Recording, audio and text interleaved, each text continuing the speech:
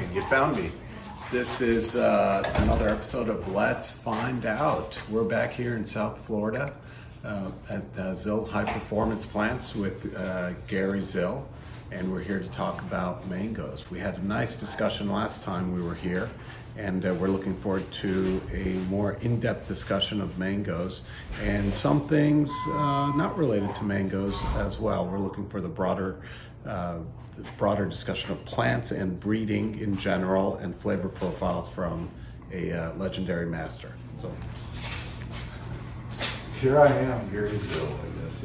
Gary Zill, Khaled and John, nice to meet you, Gary. I was glad to have you guys come over and show you some of the mangoes that we can get pretty good this season, I should say. And you probably all know that I've been working with mangoes all my life. I was born in the middle of a mango grove.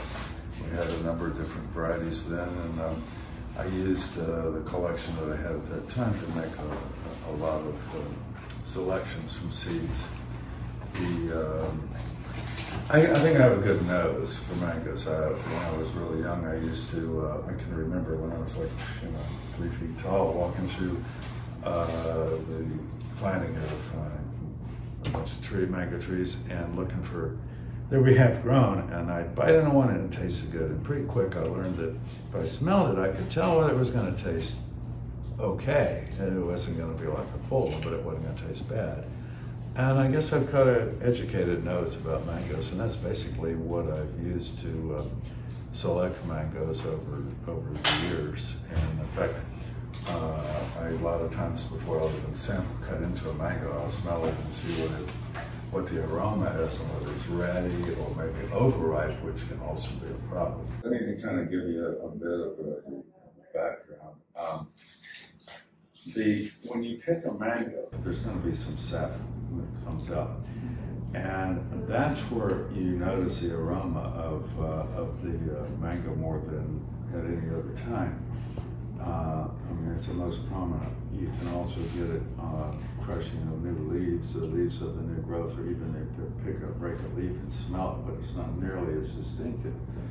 I sometimes, if I want to tell if a mango is Southeast Asian or Indian, you can get an idea pretty quick by just that, but that's all you can really tell by the aromas as far as a particular variety.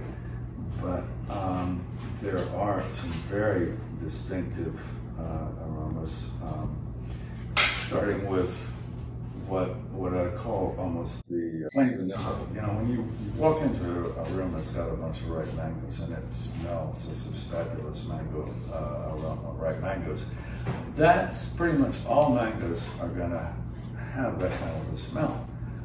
And but then you can end up, there's the I call it among the Indian types anyway, there's a lot more distinctive aroma. So we've got this lemon meringue, lemon zest. It's a lemony aroma to the sap, and you can tell it. Sunrise, it has an aroma. The first mango that we had in Florida, it's a variety called Bombay. They call it Bombay in Jamaica. In India, they call it Pahari. It's a very distinctive flavor and aroma. Can you quantify how many aromas there are? Well, first of all, I think that it's really important that people realize that there are two very distinctive types of mangoes. There's the Southeast Asian type and then the Indian types. And the Southeast Asian types generally have just a yellow color. If there's more colorful ones, I'm not too sure they're really Southeast Asian. And they have a distinctive aroma. And again, there's among those types, the most distinctive is there's kind of what I call like the strong Southeast Asian aroma that you'll find in a number of the selections that I've made. And one called Carabao is a really good example of what it does in the Philippines. And then there's where the mild aroma, like they named up Mai. And then, of course, there's the green mangoes that we won't even get into that are very popular in Southeast Asia as well. And some of those are very distinctive. Over here I have caramel, coconut cream, ugly Betty. These are ones that I call more or less the base flavors. You can see those in the mango like Tommy Atkins, Gwen, Edward. And And then everything else on the table has either Southeast Asian type, which would be basically all I have as a representative here is these guys here. Well, there's P22 and no, this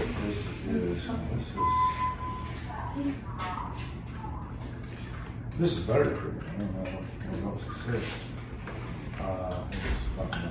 This is Pettigrew and P22. It's P22. These are both excellent Southeast Asian types, very distinct. Up here you got the lemony flavor. These are seedlings that I've selected out of one that originally from Burma called Pahari. These are lemon zest, excellent flavored mango, orange sherbet. This is a small, they get a little bit bigger than this. It's another one that's a seedling like this. The rest of these here, Sunrise, they're going to taste a lot like the Indian type called Pahari.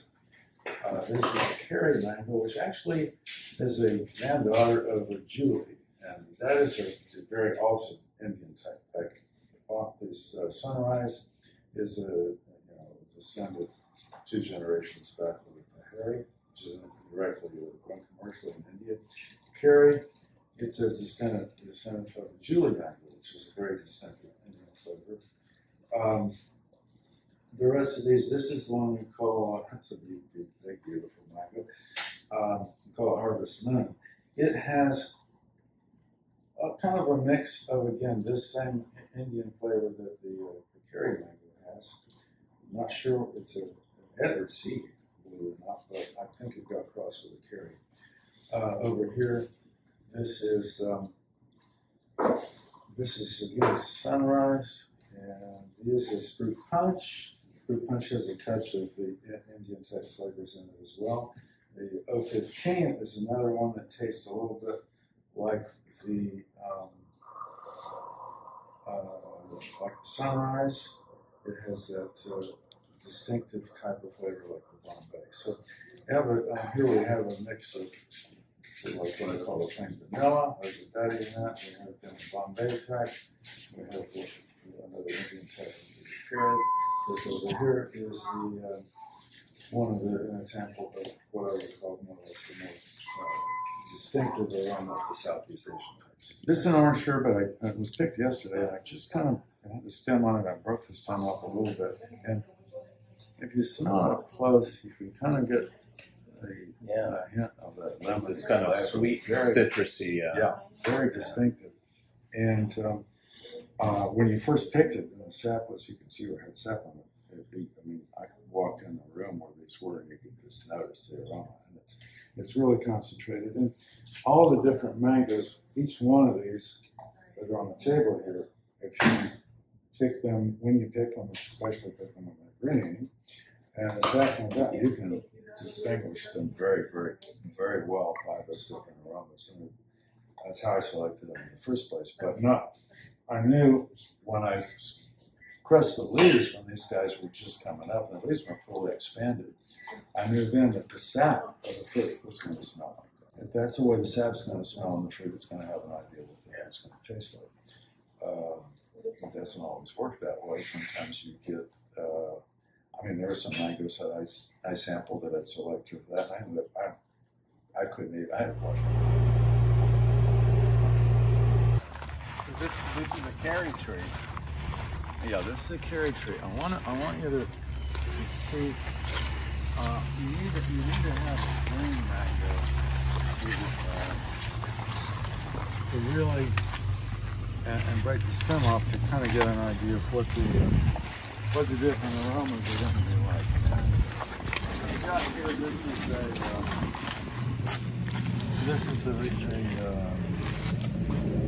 It's a seed of a Springfield mango, believe it or not, but I believe it was crossed with a Gary mango, and we call it pineapple pleasure. This is a Hayden, and this is a Carrie. Now, if you break the stem off of this and you smell the sap, all you get is kind of a really strong. Yeah, this is a strong, okay. but Hayden, it doesn't have too much. Tommy Atkins, Glenn, Kit. All of those, if you smell them, you can't tell the difference. Yeah, they're all very, very, that's going to get all over you. Now this is a Carry, and you'll notice a very different aroma.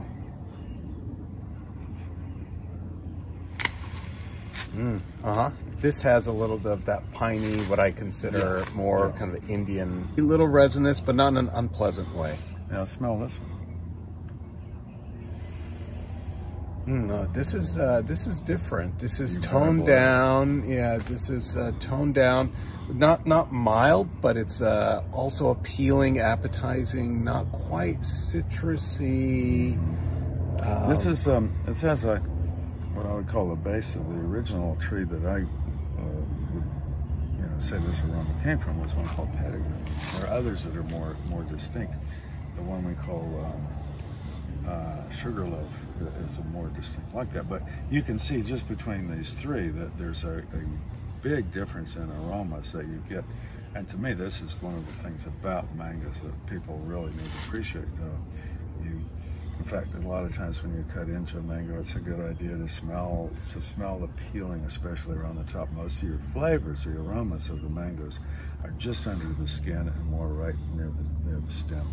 By the base. By the top, yeah. Okay. I've been eating a lot of Indian mangoes recently. You know, it's mango season in India, and in California we can get them imported and radiated. So I've been having Kesar, one I really like called Rajapuri, and then I've been noticing that they've got that pininess close to the skin. So when I smelled the Carry, I said, this is what I've been tasting the last 2 weeks. Right. Yeah. And most of the selections that I've made will have variations of that Indian aroma that you get in the Carry. They're not necessarily Carry seedlings, but they've got the distinct elements of that. And this is also an Indian type.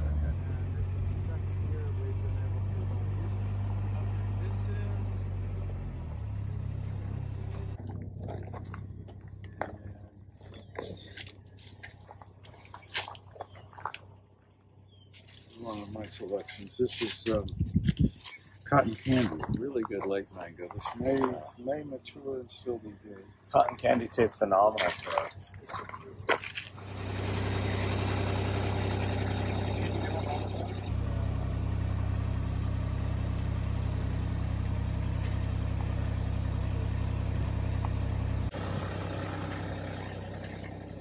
Is this the stage when you can crush the leaves, or when they're purple? Well, they're usually only purple whenever they're seedlings. I feel like some, like Sweet Tart, will have that. Oh, well, no, I'm just saying that, yeah, you can kind of get an idea what the aromas of the plants by a tender leaf like this, or you can, on a more mature leaf, you can break the stem off and kind of try to smell the sap. It's not very distinct. It's nothing like the sap from the fruit, but it'll be the same thing. This is Zill, Cotton Candy, K3, Coconut Cream. This is what I have in my hand, is Sweet Tart. This is Pina Colada.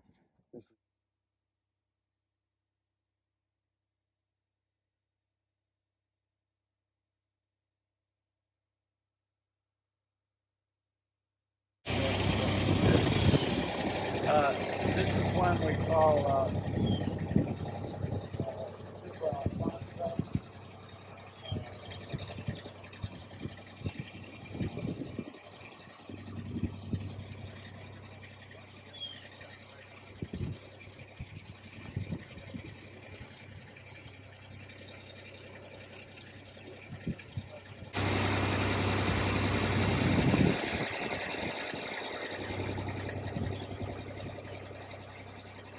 Southeast Asian types. In my opinion, I'm sure there are people from Vietnam and Thailand and wherever else that would maybe say, hey, this is incomplete. But basically, from what little experience I've had with mangoes, Maha Chinook is an example of a kind of a mild flavored Indian type. And if you smell the sap on this, you see it's got some aroma to it. Now, here is a Where is it here? It's got more of an aroma than the Hayden we smelled. Yeah, but now But it's smell this one. This is a sweet tart. This is one of my selections, and smell this apple. Yeah, this is a little stronger. Much stronger. Yeah, stronger. So that's basically an example of what I would call the spectrum of flavors of Southeast Asian taste. This is a much more distinctive. Now, a person's taste can be one or the other. Now, these here, this is buttercream. This is P22. These are both examples of a mango that has that stronger flavor. And those were the only ones that I actually was able to make selections of. And you can tell this has kind of a hint of that same aroma that you got out of the sweet tart. I don't have any ripe sweet tart to taste, but you can, just by the aroma, you can tell that's what it's like. So let's give it a taste. This has a wonderful aroma as well. Look at the size. Now, on this particular variety, they vary a little bit in size, but this is a fabulous example of the Southeast Asian flavored mangoes. I think it's better than any I've seen in Florida of this flavor type. Well, apart from some others, Venus is really, really good. They're none of them right. And this is a P22. Now let's see how this was picked quite a while back. You can see it's actually shriveled up from the dehydration that's been in the air conditioning. And we'll see how it tastes. You gotta remember it was picked over the green. Give it a try. So this is P22.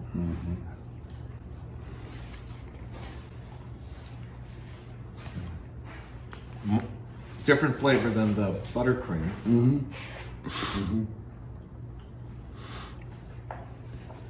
But Southeast Asian. It's still one of the more standard, certainly aromas, it would be considered one of those types. This one, I've had the P22 with a more full flavor. You can see this was picked quite a while back, and we were trying to get it ready to taste now. I had one a couple of days ago that was just phenomenal. This one isn't quite as phenomenal, but they're both very good mangoes. Well, some of the more distinctive flavors would be like the Bombay. This is a green Bombay, but I want you to smell the sap of it.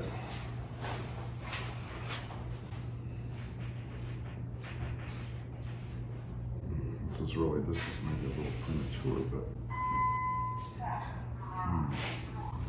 that's okay. This is a little more piney. This I would smell and say this has that Indian background. Oh, definitely. Yeah. And it's not unpleasant. No, and that's been that's quite strong. It's this was not. Now I can smell it from here. Fully mature, yeah, and. This one we call 015 is 2 generations away from the Bombay. It was selected, and we'll cut into it here. Let me just get my phone. We'll cut into it and let you taste it, and maybe you will recognize a little bit of that aroma or not. Let's see how this one tastes. Yeah, and the aroma is also different than buttercream.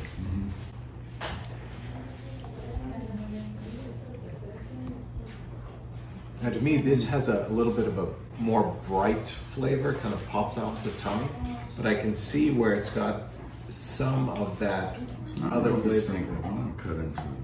The sunrise, as you can see, if it's more distinctive, less. It's still distinctive, but to me, I'm tasting a little bit of like a little yogurt background, a little dairy background. Like I said, it has a lot of range. This one has a strong Carabao mangoes here that we're going to cut into and decide what we think of them. To me, they're both. Carabao is a mango that to me is has the base flavor of mangoes. It doesn't have any real distinctive flavor, aroma that you'll find it in a lot of mangoes. It's quite smooth. I'm gonna taste this. It's pretty good.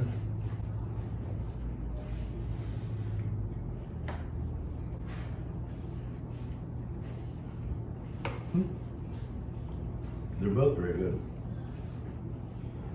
But again, this mango does not have any of those real distinct aromas of what the other mangoes. And some people, this is what they prefer. The really strong aromas, flowery flavors of mangoes don't always appeal to everybody. And this is a real good mild mango that still has a lot of flavor to it. Another one that I kind of categorized in that, this one, it's not a real pretty mango. We call it Ugly Betty. And it again is just I should say just a mango type flavor. But it also has, I don't know, some people I think it's quite good. I see what you mean. It's juicy, fiberless, sweet, but I don't feel it has any of that extra. If we were looking at a diagram, one of these circular flavor diagrams, let's say it's in the center. Yeah. And it doesn't pick up too much around the periphery. But I will say this is a little bit different than the Carabao shell. Yeah, oh yeah. And this particular mango to me has of that same kind of base mango flavor. Has a lot of it. Has a lot of, it's a very flavorful mango, and yet it doesn't have any of those real flowery aromas and flavors like the others do. Well, this is an example of, this isn't unusual. This can happen in a lot of mangoes where they ripen from the seed out, and they can be a little riper than you want next to the seed and perfect further out.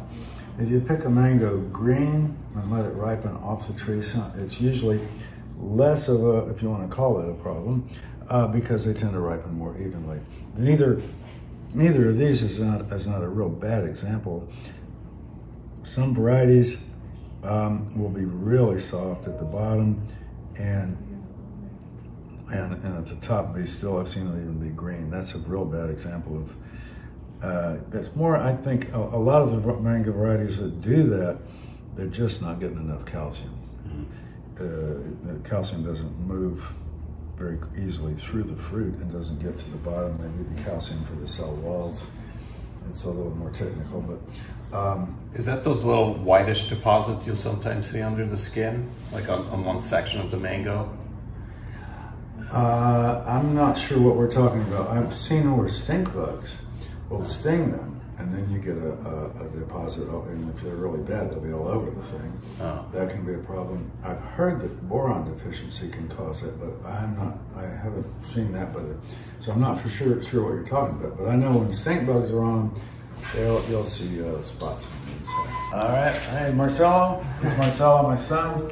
He's been working with us for mangoes for a number of years, and he's picked almost all of these. Yeah, sometimes picking mangoes is kind of, Gary's varieties are kind of weird sometimes. People need to understand when to be cut, like when to be picked.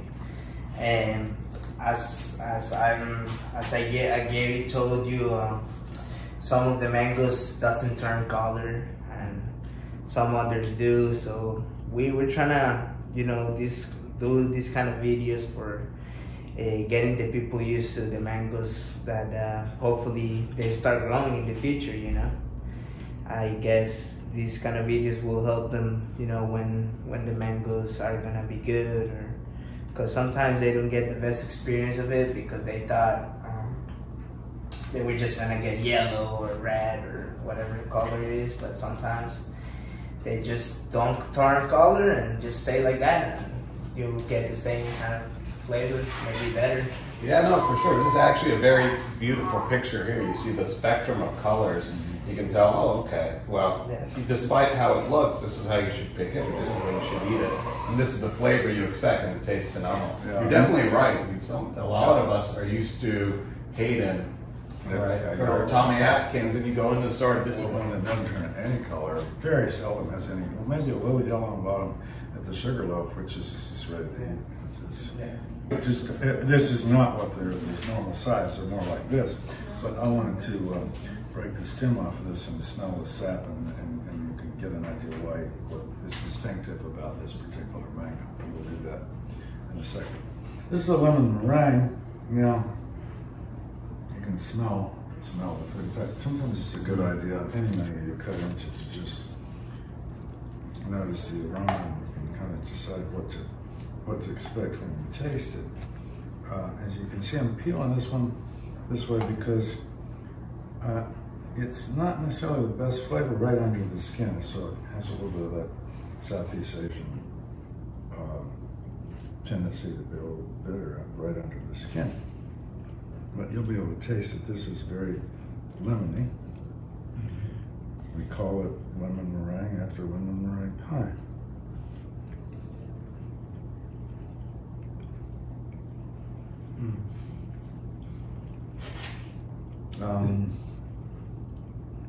This is slightly firmer texture than custard. I can detect that lemony, but it's sweet.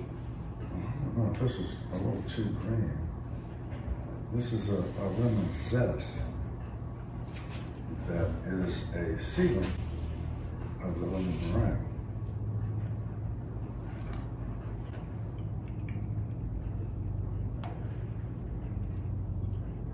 That's more of a lemony flavor again.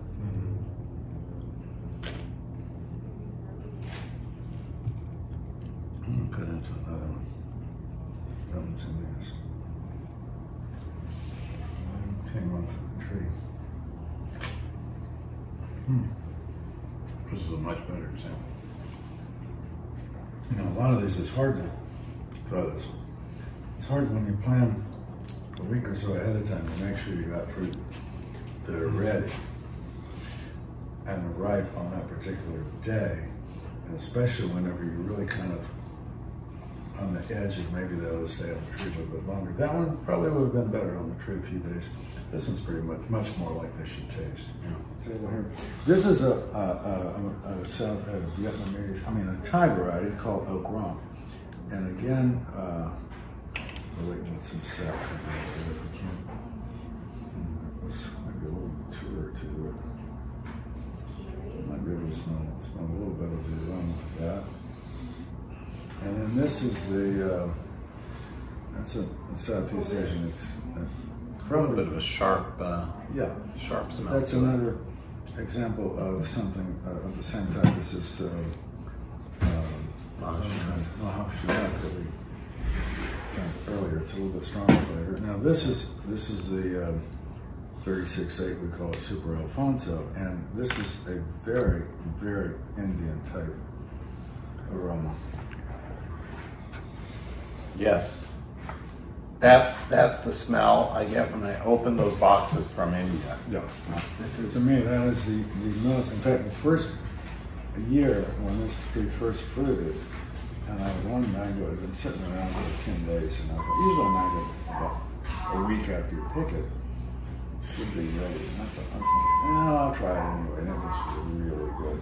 And the first thing I thought that came to mind was India. It's just really, speaking of India, this is a stringy mango that they have just for juice, but it has a very distinct and very good flavor. They call it East Indian in Jamaica. Not much there to notice the smell of. There's a little bit of that scent. Still a little, it seems like a little early, but you can get tell that. It's an Indian type. There's a lot of those complex aromas. This is one we call Juliet. It's a seed of a Julie, and it has, if you notice, this has an Indian flavor, but it's quite distinctive from those others, and it's more like a Carabao and a Julie. It's a different aroma and a lot of a different flavor. It's a lot like the Julie mango, but it's a more vigorous tree. Again, this is one called, we call it Kathy, which sounds good. Its row and tree number was K3. It's just mature enough. It's not going to get any aroma from that because there's no sap coming out. When they're matured, they don't have the sap backing out. When they're really, really almost ready to come off the tree. Okay. I'm not sure what the deal was with this. This is pina colada. And distinctive. It has a little bit of a lot of the kind of what they call the turpentine aroma. It's very, very strong. You almost need to stay away from that. That's really strong. Oh yeah. Yeah, it kind of almost burns your This nose. is more of a pine sol smell to it, as opposed to the, you know, if having smelled that going back to the Super Alfonso, I'd say okay, this is a piney, but it's more pleasant, maybe a floral pininess to it. That's a more pine sol. Yeah, but it's an amazing flavored mango. I've tried it. Yeah, it's very different. It's very different, and this is a real strong aroma. This is a fruit punch, and you can see the size of it. So it should have more color. Well, and this is the one thing that, I can see by looking at it. I think it's going to be a little disappointing because it's really soft here on the seed. There's a little stem and separation.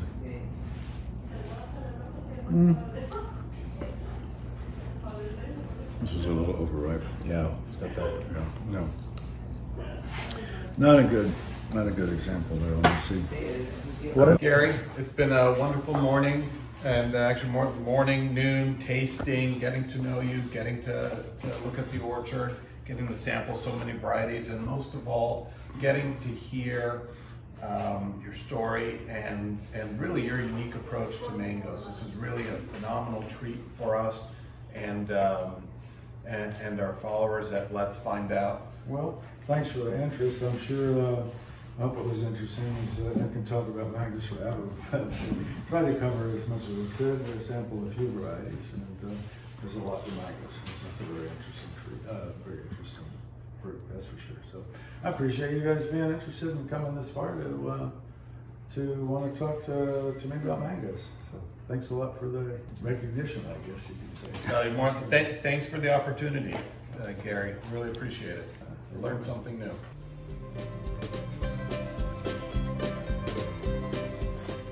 Thanks for joining us today. We had a great time at Zill High Performance Plants talking about everything mango with Gary Zill. Some things not mango. Don't forget to click like, subscribe, hit the bell, and share with friends and family if you like what you saw today. That means a lot to us. And don't forget to be on the lookout for our next video.